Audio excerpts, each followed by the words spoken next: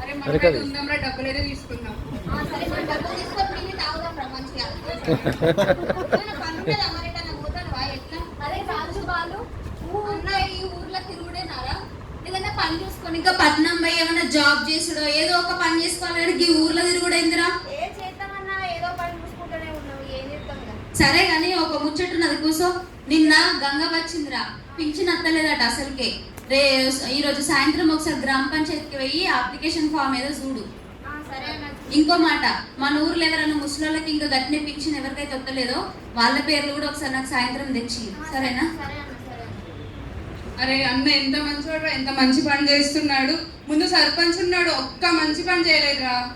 అవునరా, నువ్వు ఇదేం చూసినావురా? ఇంకా ముందు నుంచి ఆయన ఇంకా సాంబయ్యలకు ఇల్లు కుదరలేదట. వర్షం వచ్చి ఒకటే నాన్నతంటే ఇల్లు పెట్టించిందట.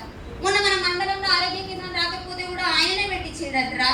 ఇక గవాయి చిన్న చిన్న పనులు చేసుకుంటే మంచి పేరు ఉండదు, కానీ ఈయనలంతళ్ళు పదవిలు ఉంటే మంచిగా ఉంటుందిరా. ఎవరెవరో ఉంటారు. సరే గ్రామ పంచాయతీకి పోయితే అప్లికేషన్ ఫామ్ చేద్దా.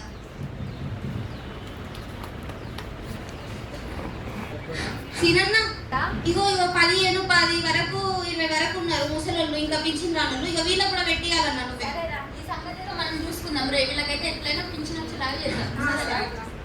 అన్న ఒక మాట అన్న, ఇగో ఈసారి ఎలక్షన్స్ వస్తానే, నువ్వైతే నామినేషన్ వేయాలి, నువ్వైతే గెలవాలన్నా. అరే ఏందిరా, పోయినసారి కూడా గిట్లనే చేసి ఎలక్షన్ లో నిలవడమని చెప్పిండు, కానీ నా వల్ల కాదురా. ఈ పదవులు అంటే నా వల్ల కాదు.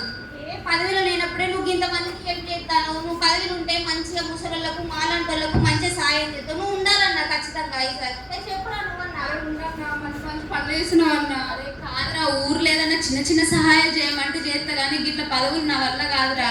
ఖచ్చితంగా ఉండాలన్నా ఈసారి, ఖచ్చితంగా. సరేరా రాజు, ఈసారి అయితే చూద్దాం.